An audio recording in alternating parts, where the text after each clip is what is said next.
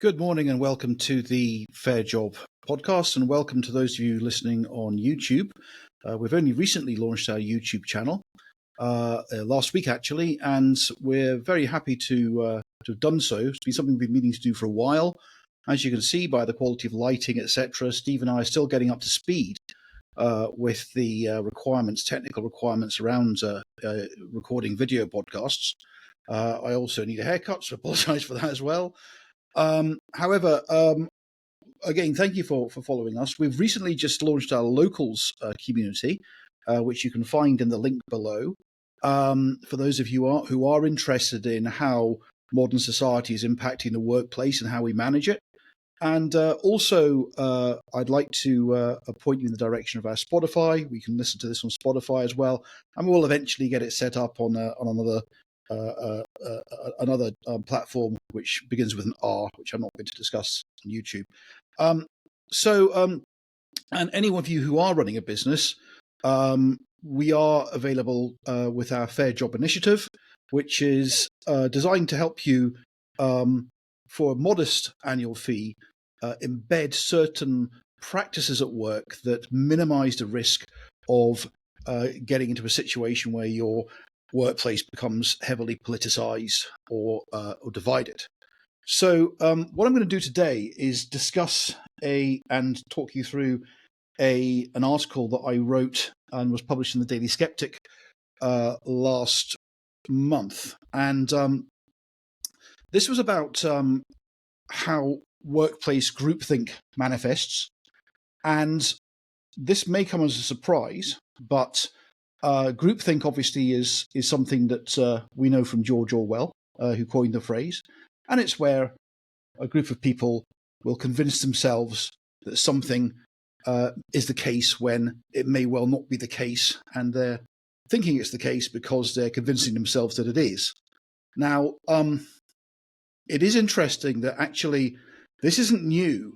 This has been seen in the workplace and identified in the workplace for as long as 50 years. And up until about 2008, it was actually fairly heavily studied as being a risk for management. However, since 2008, it seems to have almost completely vanished. And I'm not sure why, because it seems to me, as you'll come on to see, that more than ever, we need to understand exactly how work groupthink manifests. And particularly as you'll see when we come onto it, the criteria for groupthink emerging in a management team or in any group of people working in a working environment requires certain conditions. And there are certain risk factors that make organizations more susceptible to groupthink. And what's happened in the last 10 years is that those risk factors have actually been enormously magnified, which makes groupthink even more risky. So what I'm going to do is I'm actually just going to read the article through. And like you say, if you've got any questions, pop them in the chat below. Please share this and click the like button and do all the other things you're meant to do with YouTube. And in the meantime, I hope you enjoy the article, and I hope it gets your the noggin jogging around this, because it's something that I think anyone who's in a management position in any capacity needs to be very wary of. So the article was first published on the 8th of May in my blog, which can be found on Substack. I'll put the link to it below. But it was also picked up by the Daily Skeptic and published by Toby Young and his team on the same day. So the article starts, "The End for Workplace Groupthink." Groupthink in the workplace has been studied at length. Indeed, we've known about it for at least 50 years, have studied it, categorized it, and it's even been given a name, the Abilene Paradox. Can you help us with our HR team? They're out of control. This incident was related to us by a senior HR consultant. The question was from a CEO of a large public sector employer. The scenario was that the CEO and board in question was getting increasingly concerned with their HR department, which appeared to be neglecting its primary duties and rather pushing radical ideological agendas on the employees and enforcing compliance by creating a false consensus around those agendas. The situation was causing huge unrest and resentment among the staff. Engagement and productivity were at rock bottom, and multiple grievances have been raised by employees holding religious faiths. The brief was to find out what was going on and fix it. Since the CAS report was published, there's been a slow dawning among senior leaders that policies and training that exist in their organisations may be contributing to the fractures in employer-employee relations and relations between colleagues, causing serious issues for workplace harmony and productivity. Increasingly, leaders are worried and are looking for solutions to what appears to have been an overreach by the HR department. Such concerns are now in the mainstream press, with almost daily articles highlighting the problem, as we saw in the Financial Times on the 8th of May when this article was published. None of us are any strangers to cancellation culture, and it's only the most disingenuous or ignorant who deny it's a problem. We're very aware of the public figures who've been on the end of various campaigns. Break with the new orthodoxies, be they gender self-ID or public health mandates, even if you are already an expert in these fields, and expect to be cancelled as a heretic and beyond contempt. When Nobel Prize winners are treated in such a way, what chance does a delivery driver for a supermarket have, or a nurse, or a teacher, or a plumber or a joiner for that matter? The thing is, it's one thing to go after a public figure. It's quite another to go after someone without a public platform through which they can defend themselves. There is a general air of disquiet in the corporate world at the moment, as directors, business leaders and CEOs across private and public sector are waking up to the fact that their organisation has and is essentially persecuting employees from personal opinions and beliefs. With the CIPD, which is the organisation in the UK which ostensibly manages the HR professional qualifications, appearing to be obsessed with every social justice cause to the extent that it has woven them into the fabric of everything it does, it's hardly surprising that the HR departments in the UK are enthusiastically inflicting unconscious bias training and other highly controversial and divisive ideas onto their workers. Often HR managers themselves are too afraid to speak out, too afraid to challenge the consensus, and to point out that it's not the role of HR to socially engineer their employees. An atmosphere of fear permeates the world of employment at the moment. Say the wrong thing, and you will also be condemned. This even affects the most powerful, and is why our CEO clients typically only want to engage in the strictest confidence. Cancel culture, be it imposed on a public figure or a normal person, requires the confirmation bias bubble to exist. When it happens, there is no cool head saying, "Now wait a minute, folks," just a headlong rush to stone the heretic. Such bubbles develop their own manufactured consensus and the project then onto the society just because we all agree it must be true. It's made worse as when cool heads interject, they find themselves accused of the same heresies. We're interested in how this impacts the workplace, but how does it happen in the first place? So a reasonable issue arises, let's say gay rights, and the anti-bullying policies of the organisation are initially written to reflect this. Legally, you cannot discriminate against someone based on sexuality, so it's perfectly in order to ensure that employees don't abuse or discriminate against gay colleagues. Such was the case for a good few years after the Equality Act 2010 went live. Parliament has ruled, and as a society, we no longer allow such discrimination in law. Settled. But then, around 2015, the idea of allyship started to enter the discourse.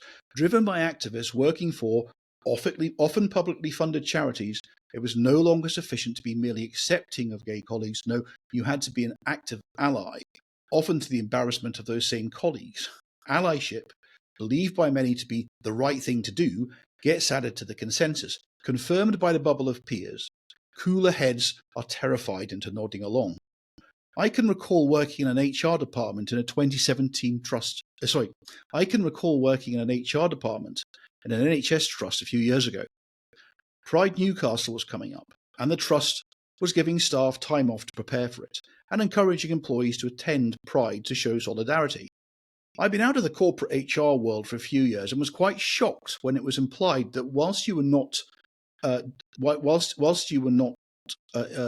forced to attend, if you did not attend, then it would be seen as a black mark against you.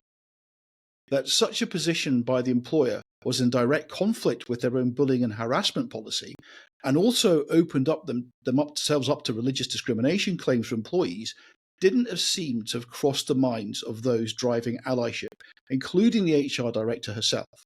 and the threat was allowed to stand unchallenged. Some employers even knit allyship with minority groups as a corporate behaviour that needs to be adopted and demonstrated to gain promotion within an organisation. Again, if any employee can make a link between their not demonstrating allyship because it is against their faith and that failure to do so costs them a promotion, the employer has a bit of a problem because that could be a claim. This has been going on for years. Me Too, corporate environmentalism, Brexit, BLM, even public health policy surrounding COVID. Employers are increasingly taking the position that it is their role to ensure that their employees are ideologically aligned. Confirmation bias bubbles are also driving false consensus over political issues like Trump or the Tory government. Brexit was a good one. Now, after Brexit, a family member of mine was attending a global town hall via Zoom. Her employer at the time was a large American global corporation with operations around the world. During the town hall, the CEO expressed hostility towards the Brexit vote, implying that those who voted for Brexit were frightful racists, and how fortunate they were that none of them worked for the company. Now, this prompted a bit of a backlash from a disappointingly small number of employees who pointed out to the UK HR team that as a majority of British voters had voted for Brexit, it was not beyond the grounds of imagination to consider that some British employees also voted for Brexit, and that the big boss, an American who knew little about the nuances of the arguments around Brexit, had effectively accused them all of racism.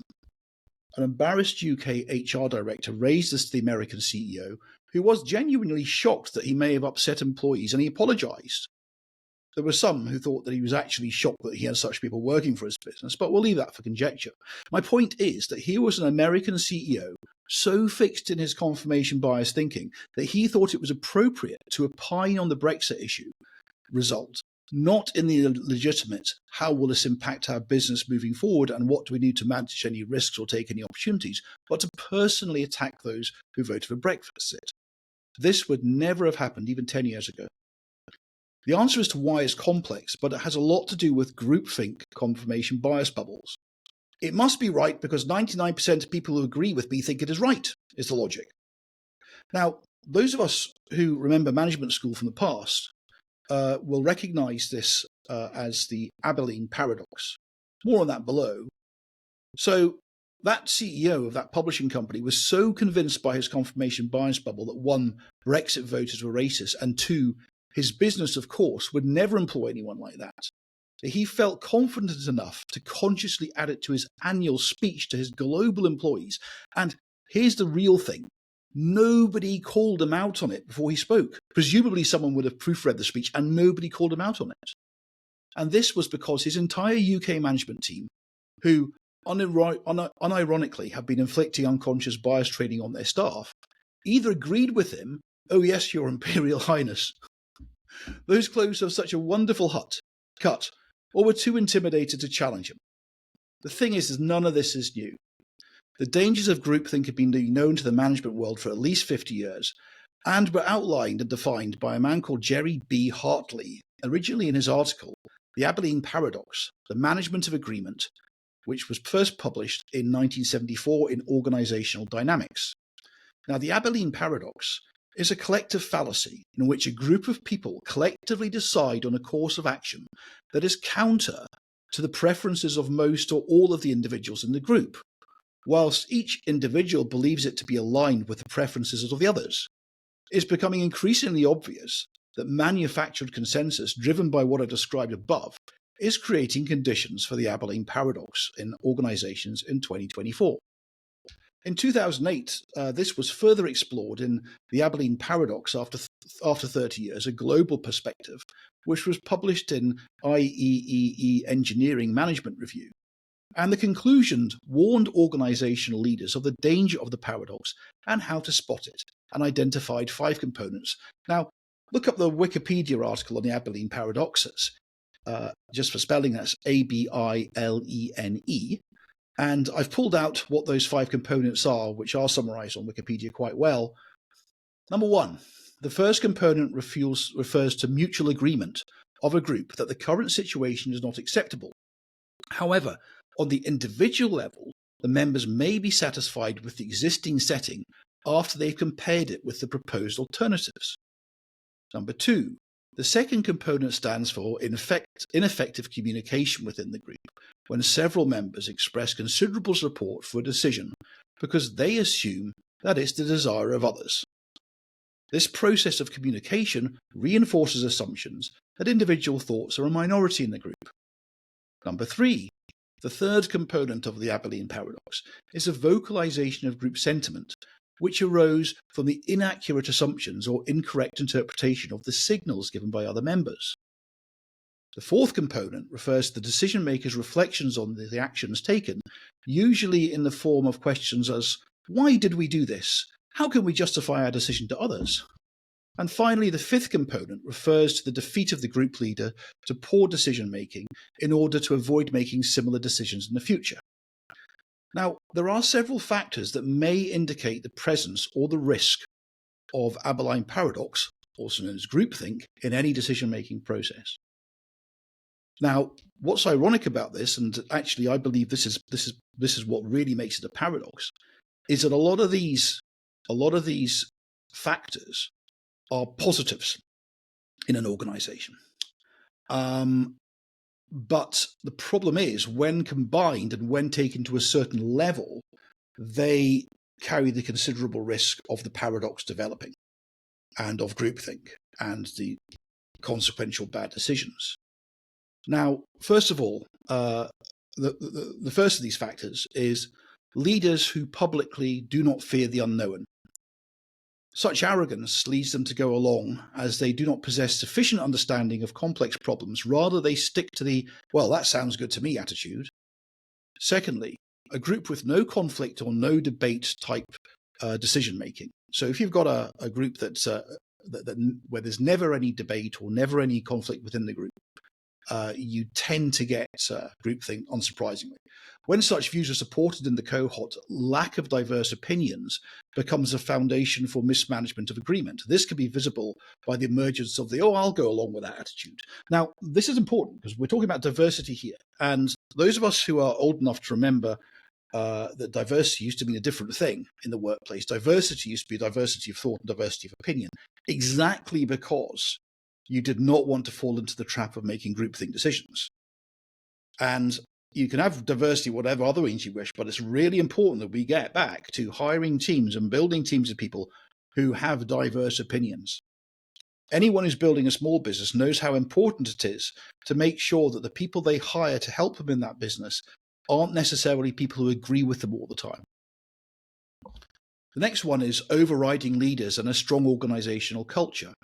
A strong leader and a solid organization may become a powerful asset, but it may also intimidate other members or subordinates to the point of submission. This results in the inclination of supporting more dominant ideas. Now, I think this is a really big problem for the modern world. Not so much overriding leaders, but an overriding and strong organizational culture. Since 2008, when these points were analyzed, organizational culture in most organizations of any size has become incredibly strong. And you've only got to look at the rise of the power of HR departments to see that. Corporate behaviors, corporate behavior matrices, conduct at work, all these ideas, all these tools designed to build a strong organizational culture, which is then turbocharged by faster than ever internal communications. In 2008, only the leading high-tech businesses were using instantaneous messaging as a way for their employees to communicate. Now, in 2024, packages like Slack or Google Messaging or WhatsApp are pretty much ubiquitous in organizations. This means that any idea or any cultural idea within a business can go around that business very, very quickly. And if you cast your mind back a few years ago and you started to see what would happen to individuals who questioned groupthink on Slack systems in businesses like Google, they were effectively hounded out of their work. And what we've got now is this challenge has moved from the high-tech workspace, where such packages were and communication tools were very common, into the broader workplace as a whole, and into other organizations. And what really fueled this was lockdown. Lockdown forced remote working. Remote working forces the use of instant messaging and of strong remote organizational tools, which then become the principal interface with your employer if you are a desk-bound employer, which most manage a desk-bound worker, which most managers are these days. And as a result, it doesn't take very much for ideas to spread very, very quickly through an organization. So I think this is why we're seeing so much groupthink. The next point is a lack of diversity and pluralistic perspective in the group. So we've already talked about this a bit. Homogeneous groups tend to be conformal. Such groups tend to achieve consensus rather than searching for the right decision. I think this is really important. You know, if you focus on diversity, on being physical characteristics or lifestyles, choices of individuals, and not diversity of experience, diversity of socioeconomic background, diversity of opinion, diversity of thought, diversity of education, then you are in danger of missing all those really important bits. A recognition of a dysfunctional decision-making environment, management in the environment that falls for the paradox has usually lost control, as the directional prerogative of management has succumbed to wanting to be liked by avoiding conflict. And this is a very old leadership issue that goes way, way back, and it's one of the reasons why I think if you've ever seen Master and Commander, The Far Side of the World, which was a movie that was made about 24 years ago with Russell Crowe and Paul Bettany, and it's a movie based on the books of Patrick O'Brian, which are phenomenally well written historical novels. Anyway, the main protagonist, Jack Aubrey, who's played by Russell Crowe, is captain of an 18th century frigate who's pursuing a French warship into the Pacific. And that's the plot of the movie. And in one of the scenes, it's a very human movie. It's not what you'd expect. It's not certainly, I wouldn't necessarily call it an action film, but one of the scenes in that film, Russell Crowe is training one of his young officers who's really struggling to be a leader. And he berates the officer for being too casual and wanting to be liked by the men. I think he uses the phrase, you can't be friends with the foremast jacks. The foremast jacks being the sailors, because they would be berthed in front of the foremast. And that has always been a principle of leadership. If you are a leader, if you are an employer, yes, by all means, you can be friendly with your employees, but you can't afford to put your personal relationship or your personal, you can't afford the luxury of making decisions that avoid conflict that are necessary for the best interests of the organization. So this is really important where you see a situation where management has lost control and is succumbing to the demands of the employees, that you are very careful that doesn't then end up fueling the sort of fear amongst management that can create groupthink. The next point is the feeling of messiah in the organization and action anxiety on the part of management. This is sort of related to the last one, but it's when the group handles complex tasks, there's usually one person or maybe two or three people within the group who have the required experience to manage the situation.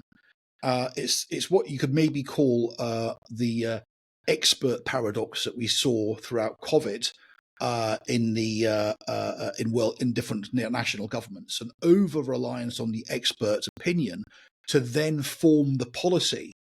Now, the problem with that is if you focus too much on the tactical, on the tactical issue that the experts have proven they can address, you may lose sight of the strategic. It's the job of a leader or a leadership team to take into consideration all factors when making a decision. So if you are doing any type of activity that has a very complex task, be very wary of acquiescing too much to the people who are the experts within the delivery of that task. It's very important. The last of the conditions that form the paradox is a development of a spiral of silence within the organization. Now, the spiral of silence occurs when one's perception of majority opinion in an organization suppresses one's willingness to express any challenging opinion against the most visible point of view. So, I better keep quiet, I don't want to cause trouble. And, rightly so, if you start looking at some of the social justice issues that have had groupthink decisions made about them, then, you might have some serious consequences for voicing your opinion, particularly if the group has convinced itself that there's a moral imperative behind the decision they're making. So there's ample examples of where the Abilene Paradox has played havoc, from the Watergate scandal to the Hillsborough tragedy and subsequent cover-up. Yet there are countless examples that are being played out in the workplace today. So why, given we know that the Abilene Paradox is a real issue, have organisations been ignoring it? Well, firstly, it's not taught to HR business people unless they've been to an excellent business school. Therefore, they may be disquieted or have concerns, but they lack the knowledge to elevate the issue to risk. Concerns are therefore easily dismissed. Risks are not so much easily dismissed. So by not being able to verbalize their concerns in a management framework, the concerns can be easily pushed aside. Secondly, the idea of the Abilene Paradox has somewhat been replaced by the Orwellian groupthink.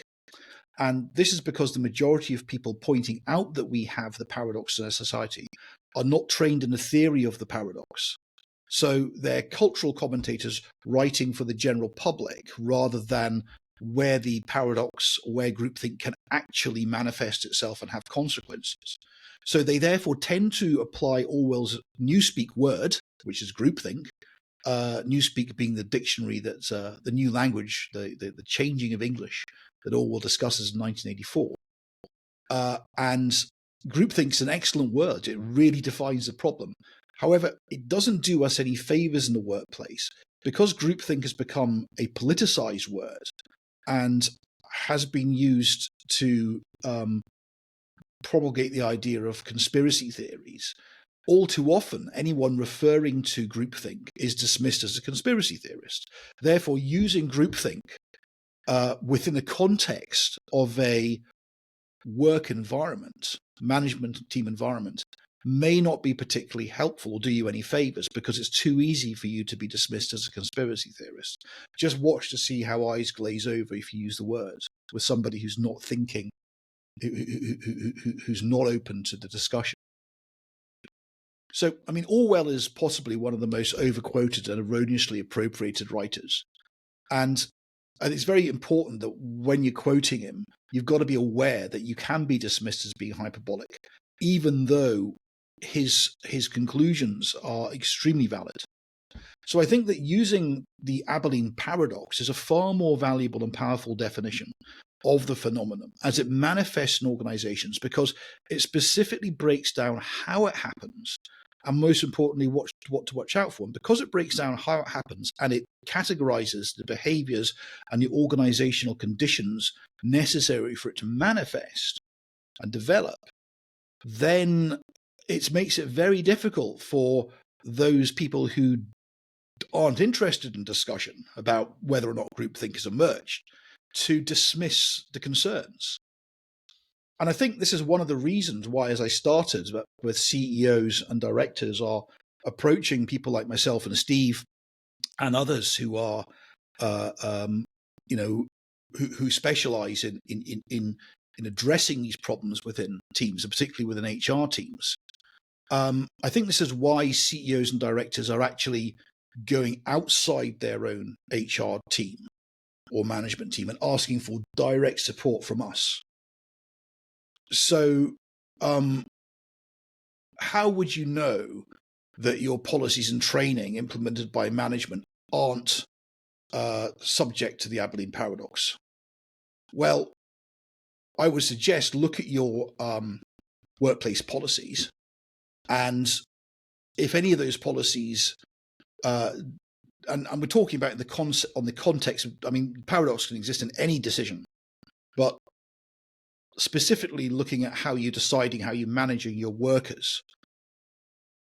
The general rule to avoid it is that if your decisions may inadvertently, directly or indirectly discriminate against an employee, I'm talking about discriminating over anything. So, but especially things like someone's opinion, someone's politics, someone's faith, someone's lifestyle, then you probably want to look at those policies again.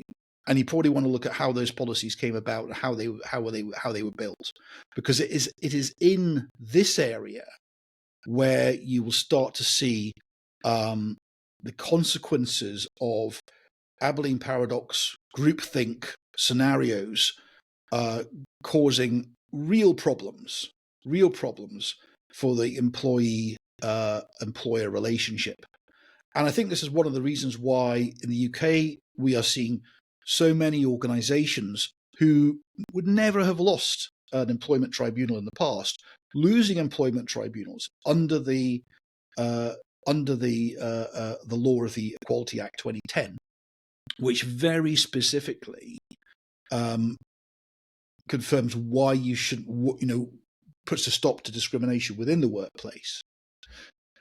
So this is one of the reasons why we set up the Fair Job Initiative. And although Fair Job is often aimed at smaller organizations, we also do work with corporates. And we do this, our corporate services have a confidential support service from boards of directors or for CEOs to ensure that their HR policies and training courses are both lawful and don't discriminate or isolate any employees. So if you want us to come in and audit your policies, or examine your training courses, the training courses that have been delivered, we can come in and do that from an objector's perspective.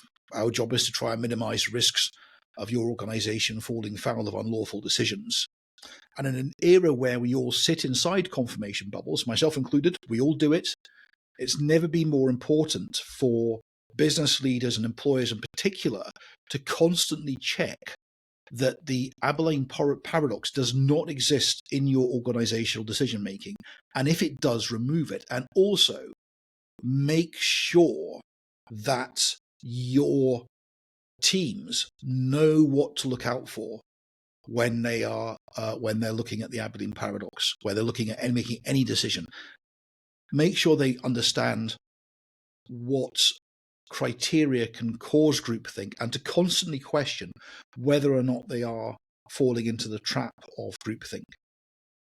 If anything, if you lack diversity of opinion within a team, then you can quickly fix this by either appointing someone to the team who does genuinely have different opinions, or by having some members of the team play devil's advocate in an entirely safe space to test and to stress test all your ideas.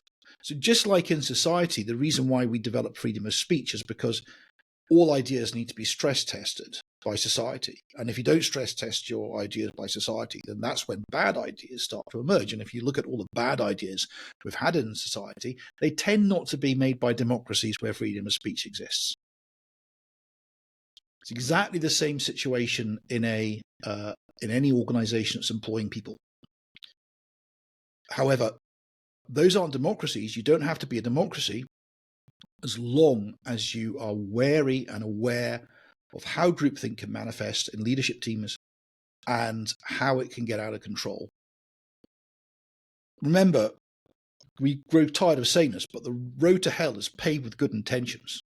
So the question you've got to ask yourself if you are running an organization is, how do you as the emperor know that you're wearing any clothes if there's no one there to tell them that you're naked, especially when the tailors are gaslighting you? So that's where we are. Next time, we'll be looking at how EDI manifests itself in the workplace. And looking forward to this week when we're actually going to have an interesting guest on to discuss how you manage pride in the workplace, particularly in smaller organizations, as we are now in June. In the meantime, if you liked what you heard today, please click like below. And if you think we've earned a subscription, then please, we'd be very grateful if you could subscribe and also share this article.